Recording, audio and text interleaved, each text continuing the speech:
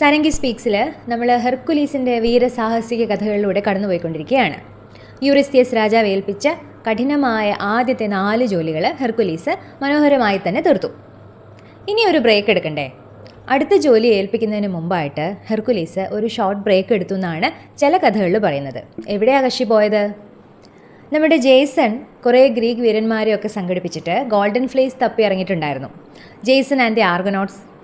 ആ കഥ വളരെ വിശദമായിട്ട് നമ്മളിനി പറയുന്നുണ്ട്. ആ കൂട്ടത്തിൽ ഗോൾഡൻ ഫ്ലേസ് കണ്ടുപിടിക്കാൻ ജെയ്സൻ്റെ കൂട്ടത്തിൽ ഹെർക്കുലീസും പോയത്രേ. ഹെർക്കുലീസിന് വളരെ പ്രിയപ്പെട്ട ഒരു കൂട്ടുകാരനും അവരുടെ കൂട്ടത്തിലുണ്ടായിരുന്നു. ഹൈലാസ് എന്നാണ് പേര്. യാത്രക്കിടയിൽ വെച്ച് ഒരു ദ്വീപിൽ ഹൈലാസിനെ കാണാതായി. ഹെർക്കുലീസ് കൂട്ടുകാരനെ തപ്പിയിറങ്ങി. 1 ദിവസം കഴിഞ്ഞു, 2 ദിവസം കഴിഞ്ഞു, 3 ദിവസം കഴിഞ്ഞു. ഹെർക്കുലീസിൻ്റെയും കൂട്ടുകാരൻ്റെയും ഒരു വിവരവുമില്ല. ഒടുവിൽ ഇവരെ രണ്ടുപേരെയും കൂടാതെ ജെയ്സണും ആർഗനോട്ട്സും യാത്ര തുടർന്നു എന്നാണ് പറയുന്നത്. ഹെർക്കുലീസ് തൻ്റെ ജോലികളിലേക്ക് തിരിച്ചും പോയി. 4 ജോലികൾ കഴിഞ്ഞപ്പോഴത്തേക്കും നായകൻ സ്ഥലം വിട്ടോ. എവിടെയായിരുന്നു ഇത്ര നാളും? യൂറിസ്തിയസിന് ദേഷ്യമായി. അതുകൊണ്ട് തന്നെ ഒരു വീരന് പറ്റിയ ജോലിയല്ല 5ാമത്തേതായിട്ട് കൊടുത്തത്.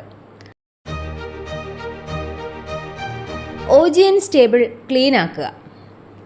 ഓജിയസ് എന്ന് പറയുന്ന രാജാവിന് വിശേഷപ്പെട്ട കുറേ കുതിരകളുണ്ടായിരുന്നു, ഇമ്മോർട്ടൽസ് ആയിട്ടുള്ള കുതിരകൾ. അതുകൊണ്ട് തന്നെ അവരുടെ ഭക്ഷണം വിശേഷപ്പെട്ടതായിരുന്നു, അതേപോലെ തന്നെ വിസർജ്യവും വിശേഷപ്പെട്ടതായിരുന്നു. ഏതാണ്ട് 30 വർഷത്തോളം വൃത്തിയാക്കാതിരുന്ന ആ തൊഴുത്ത്, ആ കുതിരലായം വൃത്തിയാക്കുക എന്നുള്ളതായിരുന്നു ഹെർക്കുലീസിന് കിട്ടിയ ജോലി. ഹെർക്കുലീസ് നേരെ നമ്മുടെ രാജാവിനടുത്തേക്ക് ചെന്നു. രാജാവിൻ്റെ തൊഴുത്ത് താൻ 1 ദിവസം കൊണ്ട് വൃത്തിയാക്കി തരാമെന്നും കൂലിയായി അതിലുള്ള കാലികളുടെ 10% തനിക്ക് തന്നാൽ മതിയെന്നും ഹെർക്കുലീസ് പറഞ്ഞു. ഇതൊരിക്കലും സാധ്യമാവാത്ത ജോലിയാണെന്ന് അറിയാവുന്നതുകൊണ്ട് രാജാവ് സമ്മതിച്ചു. മേൽനോട്ടത്തിനായി രാജാവിൻ്റെ മകനെയും അയച്ചു. സത്യം പറഞ്ഞാൽ ആ തൊഴുത്ത് മാത്രമല്ല, ആ താഴ്വര മൊത്തത്തിൽ വൃത്തിഹീനമായി കിടക്കുകയായിരുന്നു. ഹെർക്കുലീസ് എന്താ ചെയ്തത്? 2 നദികളുണ്ടായിരുന്നു, ആൽഫിയസ് എന്നും പീനിയസ് എന്നും പേരിൽ. ആ 2 നദികളുടെ ഒഴുക്ക് തിരിച്ചു വിട്ടിട്ട് ആ കുതിരലായത്തിൻ്റെ 2 സൈഡിലുള്ള ഭിത്തി തുറന്നു. എന്നിട്ട് ഈ നദികളെ അതിൽ കൂടെ പായിച്ചു വിട്ടു. 30 വർഷമായിട്ട് ഇളകാതെ കിടന്ന ചെളിയും അഴുക്കും എല്ലാം നദികൾ തൻ്റെ ഒഴുക്കിൽ പായിച്ചുകൊണ്ട് പോയി. അങ്ങനെ ഓജിയൻ സ്റ്റേബിൾ വൃത്തിയായി. രാജാവ് മകനെയും വിട്ടിട്ടുണ്ടായിരുന്നല്ലോ ഇത് ശരിയായിട്ടാണോ ചെയ്യുന്നതെന്നറിയാൻ. അയാൾ നല്ല റിപ്പോർട്ട് തന്നെയാണ് സമർപ്പിച്ചത്. പക്ഷേ വൃത്തിയാക്കലൊക്കെ കഴിഞ്ഞ് തിരികെ വന്നപ്പോൾ പറഞ്ഞ കൂലി നൽകാൻ രാജാവ് തയ്യാറായില്ല. പിന്നെ വാക്തർക്കമായി. സംഗതി ഒരു ജഡ്ജിൻ്റെ മുമ്പിലെത്തി. ജഡ്ജ് ഹെർക്കുലീസിന് അനുകൂലമായിട്ടാണ് വിധിച്ചത്. ഇതിൽ ദേഷ്യപ്പെട്ട് ഹെർക്കുലീസിനെയും മകനെയും നാട് കടത്തി കളഞ്ഞു രാജാവ്. പിന്നീട് ഹെർക്കുലീസ് തിരികെ വന്നെന്നും രാജാവിനെ സ്ഥാനഭ്രഷ്ടനാക്കിയിട്ട് മകനെ രാജാവാക്കിയെന്നും പറയുന്നുണ്ട്. അതിനുശേഷം സ്യൂസ് ദേവനെ പ്രീതിപ്പെടുത്താനായിട്ടാണ് ഒളിമ്പിക് ഗെയിംസ് ആരംഭിച്ചതെന്നും ഒരു പറച്ചിലുണ്ട്. എന്നാൽ മറ്റു കഥകൾ പ്രകാരം അടുത്ത ജോലി അന്വേഷിച്ച് യൂറിസ്തിയസിനടുത്തേക്ക് ചെന്നത്രേ. അങ്ങനെ 5ാമത്തെ ജോലിയും പൂർത്തിയായി. 6ാമത്തെ ജോലി എന്താണെന്നോ? സ്റ്റിംഫാലിയൻ ബേർഡ്സിനെ കൊന്നുകളയുക. സ്റ്റിംഫാലോസ് എന്ന് പറയുന്ന ഒരു സ്ഥലത്ത് ഒരു അരുവിയുടെ അടുത്ത് ഉണ്ടായിരുന്ന കുറേ പക്ഷികളാണ് ഈ സ്റ്റിംഫാലിയൻ ബേർഡ്സ് എന്ന് പറയുന്നത്. ഇവർ ഏറിസ്, യുദ്ധദേവനായ ഏറിസിന് പ്രിയപ്പെട്ട പക്ഷികളാണ്. വേറൊരു വിശേഷപ്പെട്ട കാര്യം എന്താണെന്ന് വെച്ചാൽ ഈ പക്ഷികൾ മനുഷ്യനെ തിന്നുന്നവരാണ്. അതേപോലെ തന്നെ നീണ്ട കൊക്കുകൊണ്ട് അവിടെ വരുന്ന എല്ലാവരെയും ആക്രമിക്കും. ഇവരുടെ ചിറകുകളാണെങ്കിലോ വളരെ മൂർച്ചയുള്ളതാണ്. അതുകൊണ്ട് തന്നെ ഒരുമാതിരി ജീവനിൽ കൊതിയുള്ള ആൾക്കാർക്കൊന്നും ഇവരുടെ അടുത്തേക്ക് പോകാൻ പറ്റില്ല. ഈ പക്ഷികളുടെ കാഷ്ടം കൂടിയും ഭയങ്കര വിഷമായിരുന്നുകൊണ്ട് ഇത് വീണിട്ട് ആ പ്രദേശം മൊത്തം കൃഷി പോലും ചെയ്യാൻ പറ്റാത്ത അവസ്ഥയിലായിരുന്നു. അതുകൊണ്ട് തന്നെ ആ പ്രദേശവാസികൾക്കൊക്കെയും ഈ കിളികളെ കൊണ്ട് ഭയങ്കര ശല്യവും ബുദ്ധിമുട്ടുമായിരുന്നു. ഹെർക്കുലീസിന് പക്ഷേ ഇതൊന്നൊരു പ്രശ്നമല്ല. കാരണം ഹെർക്കുലീസിന് അമ്പുമില്ലുണ്ടല്ലോ. കുഴപ്പം എന്താണെന്ന് വെച്ചാൽ ഇവർ താമസിക്കുന്ന ആ ലേക്കിനടുത്തുള്ള ചെളിയിൽ പൂണ്ടുപോയിട്ട് ഇവരെ അമ്മ ചെയ്യാൻ ഹെർക്കുലീസിന് പറ്റാറില്ല.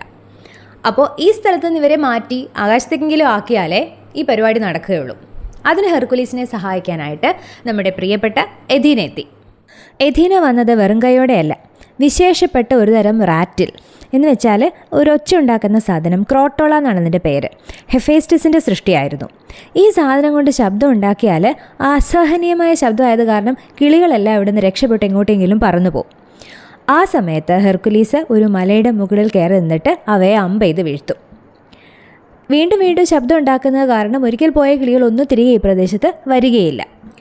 ഇത്തവണയും ജോലി ഭംഗിയായി തന്നെ ഹെർക്കുലീസ് തീർത്തു വന്നു എന്ന് മനസ്സിലാക്കിയ രാജാവ് അടുത്ത ജോലി റെഡിയാക്കി കൊടുത്തു. അടുത്ത ജോലി ക്രീറ്റൻ ബുള്ളിനെ പിടിച്ചുകൊണ്ട് വരിക. ഈ ക്രീറ്റൻ ബുള്ളിൻ്റെ കഥയിലേക്ക് പോകുന്നതിന് മുമ്പ് നമ്മൾ ക്രീറ്റിൻ്റെ കാര്യവും അവിടുത്തെ രാജാവിൻ്റെ കാര്യവും പറയാനുണ്ട്. ക്രീറ്റ് എന്ന് പറയുന്നത് നമുക്ക് ഓർമ്മയുണ്ടല്ലോ, സ്യൂസ് ദേവൻ തൻ്റെ ബാല്യകാലം ചെലവഴിച്ച ഒരു ദ്വീപാണ്. അതുമാത്രമല്ല, സ്യൂസ് ദേവൻ സുന്ദരനായ ഒരു കാളയുടെ രൂപത്തിൽ വന്ന് യൂറോപ്പ എന്ന രാജകുമാരിയെ തട്ടിക്കൊണ്ടുപോയി അവർക്കൊരു കുട്ടിയുണ്ടാവുന്നതും ഈ ദ്വീപിൽ വെച്ചാണ്. മിനോസ് എന്ന ആ വീരനാണ് ഇപ്പോൾ ക്രീറ്റ് ഭരിച്ചുകൊണ്ടിരിക്കുന്നത്.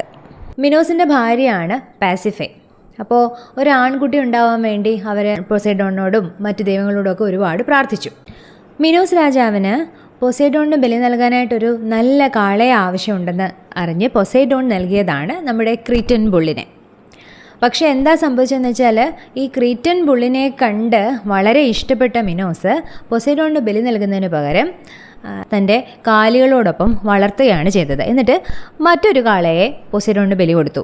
പൊസൈഡോണിന് ദേഷ്യപ്പെട്ടു. തനിക്ക് ബലി നൽകാനായിട്ട് താൻ നൽകിയ വിശിഷ്ടമായ ബുള്ളിനെ കൊട്ടാരത്തിലിട്ട് വളർത്തിയിട്ട് ഒരു സാധാരണ കാളയെ തനിക്ക് ബലി നൽകുന്നു. പൊസൈഡോൺ എന്താ ചെയ്തതെന്നറിയാമോ? മിനോസിൻ്റെ ഭാര്യ പാസിഫയെ ആ ബുള്ളിൽ ആകൃഷ്ടയാക്കി തീർത്തു. പാസിഫെ ഒരു പശുവിൻ്റെ രൂപം ധരിച്ചിട്ട് ആ കാളയിൽ നിന്നും ഉണ്ടാക്കിയ കുട്ടിയാണ് ഗ്രീക്ക് ഇതിഹാസങ്ങളിൽ പ്രസിദ്ധമായ പകുതി കാളയുടെയും പകുതി മനുഷ്യൻ്റെയും രൂപത്തിലുള്ള മിനോട്ടോർ എന്നു പേരുള്ള അത്ഭുതജീവി. അതിശക്തനുമാണ്. അപ്പോൾ ആ ക്രീറ്റൻ ബുള്ളിനെ പിടിച്ചുകൊണ്ടുവരാനാണ് യൂറിസ്തിയസ് ഹെർക്കുലീസിനെ പറഞ്ഞു വിട്ടത്. ഹെർക്കുലീസിന് കിട്ടിയ ജോലികളിൽ വലിയ പ്രശ്നമൊന്നും ഇല്ലാത്തൊരു ജോലി എന്ന് വേണമെങ്കിൽ ഇതിനെ പറയാം. കാരണം എന്താണെന്നറിയാമോ? ക്രീറ്റൻ ബുള്ളിനെ വിട്ടുകൊടുക്കുന്നതിൽ രാജാവായ മിനോസിന് വലിയ വിരോധമൊന്നും ഉണ്ടായിരുന്നില്ല. പിന്നെ കാളയെ കീഴടക്കാനാണെങ്കിൽ ശക്തനായ ഹെർക്കുലീസിനും വലിയ ബുദ്ധിമുട്ടുണ്ടായില്ല. അതുകൊണ്ട് തന്നെ ഇതുവരെയുള്ള ജോലികളിൽ വെച്ച് താരതമ്യേന എളുപ്പത്തിൽ ഇത് കഴിഞ്ഞു എന്ന് പറയാം. അപ്പോൾ ഹെർക്കുലീസ് ക്രീറ്റൻ ബുള്ളിനെ പിടിച്ചുകൊണ്ട് പോയി യൂറിസ്തിയസിനെ കാണിച്ചു.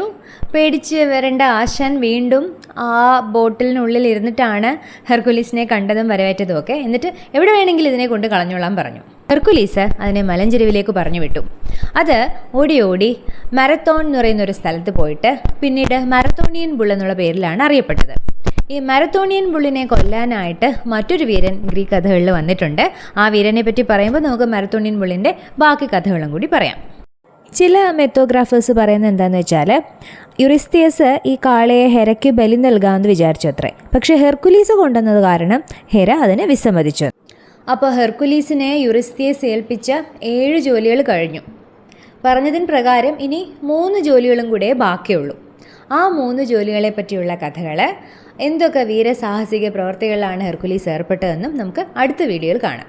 അതുവരേക്കും ആദ്യത്തെ കഠിന ജോലികൾ കണ്ടിട്ടില്ലാത്തവർ, അതേപോലെ തന്നെ ഹെർക്കുലീസിൻ്റെ ജനനം മുതൽ മരണം വരെയുള്ള കഥകളെ പറ്റിയുള്ളൊരു വീഡിയോ കണ്ടിട്ടില്ലാത്തവരെല്ലാം കണ്ടു നോക്കുക, അഭിപ്രായങ്ങൾ അറിയിക്കുക. പുതിയ വീഡിയോയുമായി സാനങ്കി സ്പീക്സ് തിരികെ വരും വരേക്കും thanks for watching. Take care.